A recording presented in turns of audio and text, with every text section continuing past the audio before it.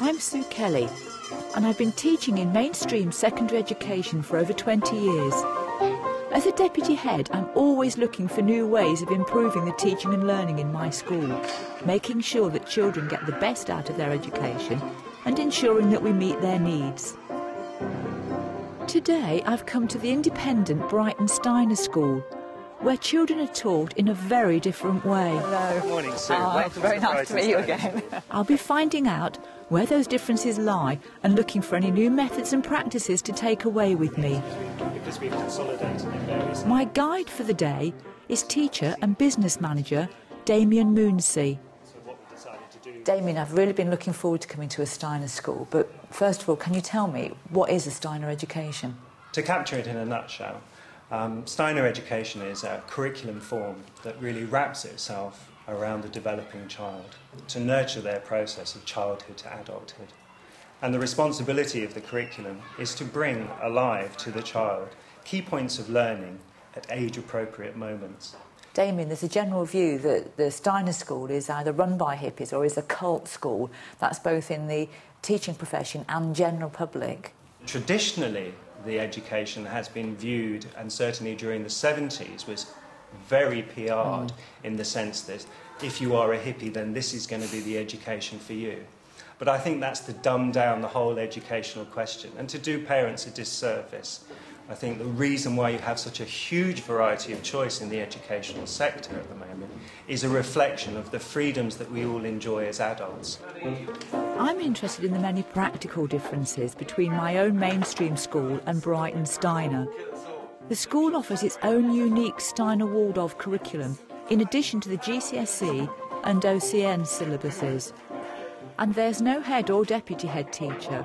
All management responsibility is held equally and shared amongst the staff and the school. So arms up, little push, deep breath in, and there you go. The Steiner Day starts with an energising music and movement session designed to motivate the students and focus their minds before the lessons begin. Try and get it really sharp. Okay, imagine you're riding a really fast racehorse. Are you ready? Up to the head like a ping pong ball. Up to the head like a ping good. Up to the head like a ping pong ball. Ahead like a ping pong ball. Ping pong, ping pong, ping pong, ping pong, ping pong, ping pong, ping pong ball. Ping pong, ping pong, ping pong, ping pong, ping pong, ping pong, ping pong. Breath. Ping, ping, ping, ping, ping, ping, ping, ping, ping. Pong. Oh, it's beautiful. Fantastic. The main morning lesson's about to begin for class 10.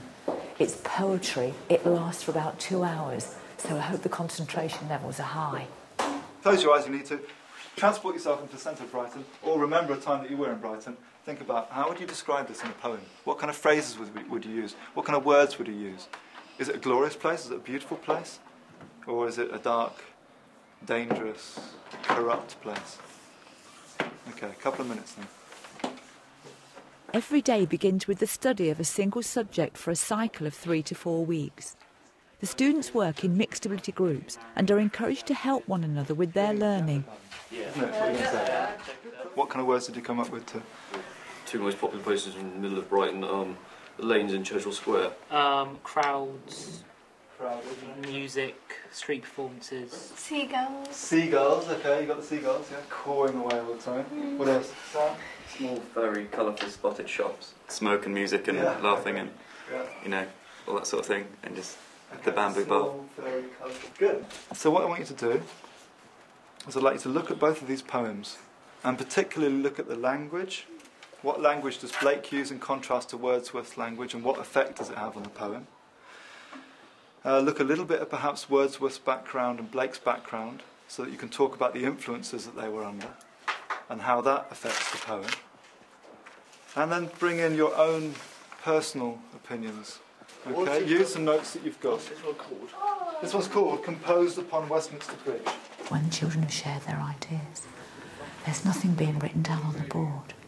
In the state sector, the staff will be writing all those things on the board, the ideas, that they could be shared and used later. They're going to complete quite a complex activity using that. They're going to be making a comparison between a Wordsworth poem and a Blake poem, which is quite a difficult thing to do. They haven't got anything there to guide them. They've got no modelling.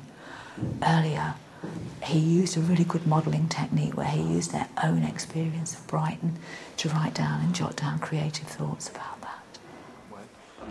Ray Davies wrote Waterloo Sunset. Oh yeah. There's also another sort of... Yeah, true. We could look at that song, perhaps, Ray Davies's Waterloo Sunset. Do you all know it? Yeah. Okay, that's written from a bridge. He's looking at London passing by, what's going on. I think it's written from a bridge. Yeah. He probably took the idea from Wordsworth, though. One of the things I find fascinating is that in this school, this is like an A-level class in mainstream school. I think the lack of uniform maybe is one of the factors in that, but I think the major one is that they are so focused and they are so able to work independently. Part of this learning to learn, and I think although mainstream schools are actually moving towards that, I think they've got a lot to learn from Steiner on how to achieve that.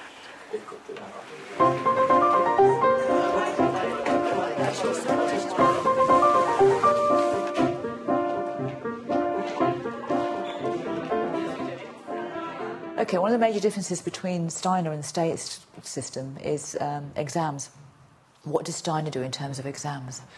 We don't have any form of focused assessment in terms of asking students and pupils of any age to sit an assessment, whether it be SATs or CATs. The first experience that our students will have of an exam setting is when they sit their mock GCSEs in Year 11, our Class 10. I mean, it comes back to the element of freedom that we want to have there for the child in themselves. Freedom to explore their education without placing an anxiety of a testing system upon them, which is there really for the teacher or the educational system to make sure that its pupils are progressing substantially and suitably according to its parameters. What's the number of that book? Two. It's a plural. So in Steiner schools, do you face challenging behaviour from pupils? We are a small school. We have 200 plus pupils in the school. So therefore, statistically, it presents itself less than it would do in your school. But of course, we have the whole spectrum of difficulties, whether behavioural or learning support, that need to be addressed. How do you deal with the challenging behaviour? We have all of the standard policies that you would see any school incorporating, simple detentions through to suspension and exclusion.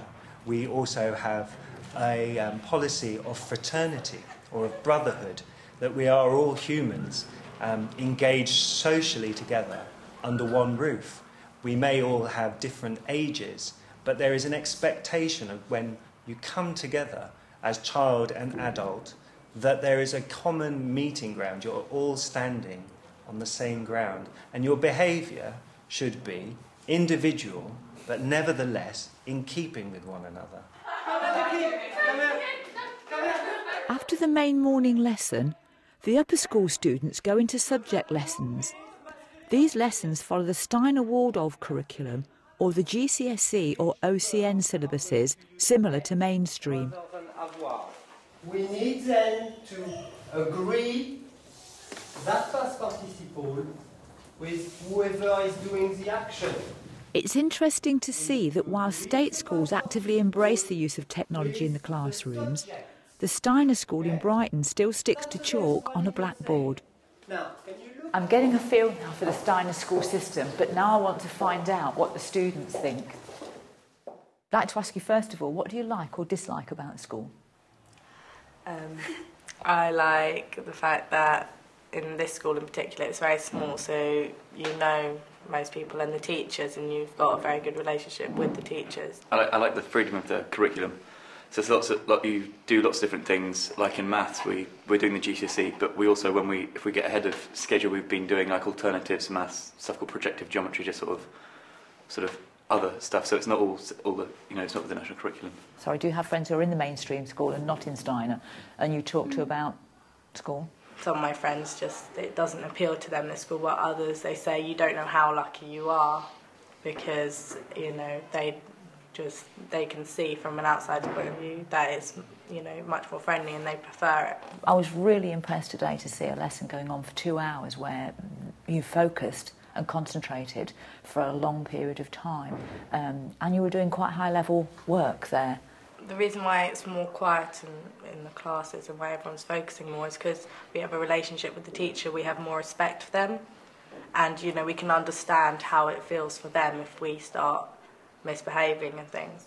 Whereas then if it's just someone who you know by last name who comes in and teaches you a certain subject, that's all you know, you're not going to feel the same empathy for them. I mean, one of the things that outsiders view with Steiner is that, there is no hierarchy. There's no head teacher, there's no deputy in the role that I perform in a mainstream school, and that, everything's decided by a committee and that the pupils, the students have an input into that. How do you feel about that? How does that work? Well, here we have a college of teachers, which is most of the teachers who make decisions, and then there's a chair that moves around through that. But if we have a problem with anything at all within a school, we can send a letter to them, and they'll look at it and then get back to us. And also, because we've got quite a good relationship with teachers, you can just talk to the teachers if there's problems, and they'll go say you have a class guardian, and then there's like an upper school committee for the older and younger ones, because it's good. So you've painted this fantastic picture of Steiner. It's wonderful. Come on, dish the dirt. We are one of not very many classes in this school who've actually had the same teacher, because lots of time teachers have to leave for their own personal reasons. But our teacher carried on through. But it can be difficult with that. If you don't get a teacher you don't get on with, then you're stuck with them, basically. Things take a long time in this school, and it can be quite disorganised, but I mean, it still gets brought together in the end, but it's quite disorganised. And also some people don't like it because there's so little amount of students. You're always around the same people, and especially if you've been here for years, it can get quite hard. It's been really interesting speaking to the students, and there's just time for one final chat with Damien before I leave. What do you think I could take away with me from today about the Steiner school system? I think by broadening the time that you deliver lessons in, so with the main lesson to allow a core area of 2 hours each day to a subject, you build some leisure into the learning, and you also open it up so that all sorts of other influences can come into play. Another key thing would be releasing some of the teacher's responsibility to again allow the student the freedom and the individuality to develop their own discipline, not only towards their learning but towards themselves, so that they're addressing social issues. And lastly, to meet your students on an equal footing and to actually allow the educational setting to be their place, to be their home, so that they come in freely, you have no truancy, that they're comfortable here, and that the students and the teachers enjoy an equal relationship. It's the end of the day, and I've a much better understanding of the Steiner education system. I'm envious of their freedom from the constant pressure of exams and target setting imposed on mainstream schools by the national curriculum. The students here seem to really value their education and appear happy and engaged. I think the staff truly respect the students, and the students in return truly respect the teachers. It's mutual. And whilst there are some staff in mainstream schools who follow that principle, there aren't enough. And these are the things we should be aiming to achieve in mainstream education.